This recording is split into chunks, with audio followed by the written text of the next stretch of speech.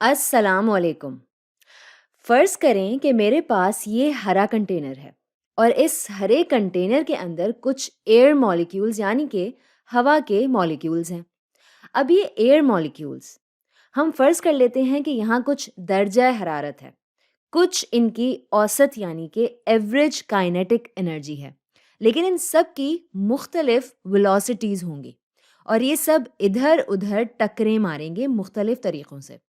اب جس طرح میں نے اس کو بنایا ہے آپ کو شاید کچھ محسوس ہوگا۔ میں بیچ میں ایک خیالی لکیر بنا دیتی ہوں۔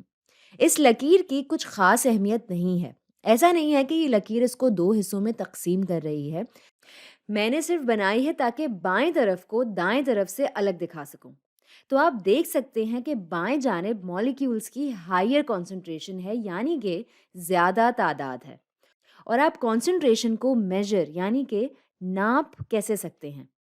اصل طریقہ تو یونٹ والیوم کے حساب سے ہوتا ہے، لیکن ہم یہاں ایک کراس سیکشن کو دیکھ رہے ہیں۔ اگر میں یہاں اس طرف ایک اتنا بڑا سیکشن لوں تو یہاں پہ میرے پاس 4 مالیکیولز ہیں۔ میرے پاس تقریباً 3 سے 5 مالیکیولز ہیں پر سیکشن یعنی کہ ایک سیکشن پر، اس سائز کے حساب سے۔ اور اگر اسی سائز کا سیکشن اس طرف بھی لوں تو میرے پاس تقریباً 1 سے 2 مالیکیولز آ رہے ہیں۔ اب میں بالکل عین مطابق نہیں لکھوں گی، لیکن صاف ظاہر ہو رہا ہے کہ اس طرف کانسنٹریشن یعنی کہ تعداد زیادہ ہے۔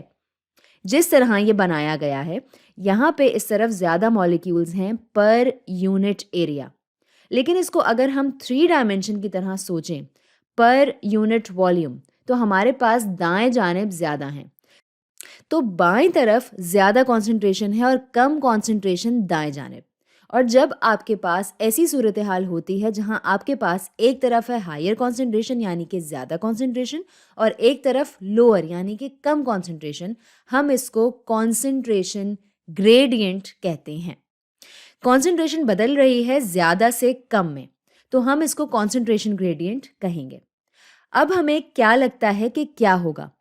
فرض کریں کہ یہ صورتحال ہے، جیسے ہی ہم اس کو دیکھتے ہیں ہمیں کیا لگتا ہے کہ کیا ہوگا؟ تو یہ سارے پارٹیکلز آگے پیچھے ٹکرائیں گے، چیزیں ہلیں گی بائیں جانب سے دائیں طرف اور دائیں طرف سے بائیں طرف بھی، لیکن ہمارے پاس ایسے پارٹیکلز زیادہ ہیں جو بائیں جانب سے دائیں جانب جائیں گے بجائے ان پارٹیکلز کے جو دائیں سے بائیں جائیں گے۔ یاد رکھیں کہ یہ سب مختلف رخوں پر یعنی مختلف ڈائریکشنز میں گھوم رہے ہوں گے بے ترتیب ویلوسٹیز کے ساتھ، لیکن میرے پاس اس طرف زیادہ ہیں اور یہ سارے ادھر ادھر اچھل رہے ہوں گے۔ تو کسی بھی موقع پر جب واضح طور پر بائیں جانب زیادہ مالیکیولز ہیں تو زیادہ امکانات یہی ہیں کہ اس طرف سے دائیں جانب زیادہ مالیکیولز جائیں گے بجائے کہ دائیں جانب سے بائیں۔ اور جیسے جیسے وقت گزرتا جائے گا یہ دیکھنے میں کچھ ایسا لگے گا۔ اگر ہم سسٹم کو مستحکم ہونے دیں یعنی کہ سسٹم کو سٹیبلائز ہونے دیں کچھ دیر کے لیے تو یہ ایسا دکھے گا۔ تو ہم دیکھ سکتے ہیں کہ کچھ وقت گزرنے کے بعد ہمارے پاس کانسنٹریشن گریڈینٹ نہیں بچا۔ کانسنٹریشن اب بہت حد تک ایک جیسی ہے، خاصی یونیفارم ہے، اور اگر اب میں وہ خیالی لکیر بھی بنا دوں دونوں طرف میرے پاس ایک جیسی کانسنٹریشن ہوگی، اور اب میرے پاس گریڈینٹ نہیں ہے۔ اور یہ کوئی جادو وادو نہیں ہوا ہے، ایسا نہیں ہے کہ مالیکیولز نے کہا ارے ہماری اس طرف کانسنٹریشن کم ہے تو وہاں چلتے ہیں، ایسا بالکل بھی نہیں ہے۔ آپ نے صرف یہ سوچنا ہے کہ یہ بالکل بے ترتیب ہلتے جلتے رہتے ہیں، اور اگر بائیں جانب کانسنٹریشن زیادہ ہے تو زیادہ امکانات یہی ہوں گے کہ چیزیں بائیں جانب سے دائیں جانب جائیں گی، یہاں تک کہ اس صورتحال میں بھی چیزیں دونوں طرف جائیں گی، بائیں سے دائیں اور دائیں سے بائیں۔ لیکن اب چونکہ دونوں طرف ایک جتنے ہی مالیکیولز ہیں، کسی بھی دیے گئے وقت میں آپ کے پاس بالکل برابر کی پروبیبلٹی ہوگی چیزوں کے ہلنے کی، دائیں سے بائیں اور بائیں سے دائیں۔ تو آپ ایک طرح سے ایکویلیبریم صورتحال پہ پہنچ جاتے ہیں۔ ظاہر ہے کہ کچھ وقت کے بعد شاید یہ والا مالیکیول ہل جائے بائیں سے دائیں، یا پھر شاید یہ والا یا یہ والا، لیکن چونکہ دونوں طرف برابر کی کانسنٹریشن ہے آپ کے پاس بہت امکانات ہیں کہ اتنے ہی مالیکیولز دائیں سے بائیں طرف بھی جائیں۔ اور یہ میں نے تو صرف 20 پارٹیکلز کے ساتھ دکھایا ہے، جو کہ ایک بہت ہی کم تعداد ہے۔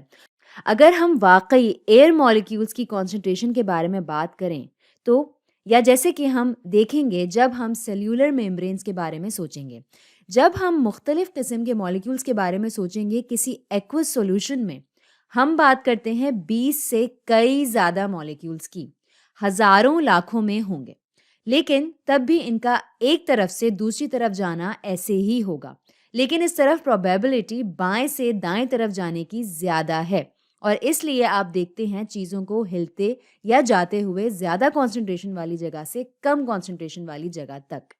اس کو سوچنے کا ایک اور طریقہ یہ ہے کہ جو ابھی ہم نے یہاں مشاہدہ کیا کہ چیزیں ڈیفیوز کرتی ہیں نیچے اپنے کانسنٹریشن گریڈینٹ پہ، تو یہ عمل جو ابھی ہم نے پورا بیان کیا یہ ہے ڈیفیوژن۔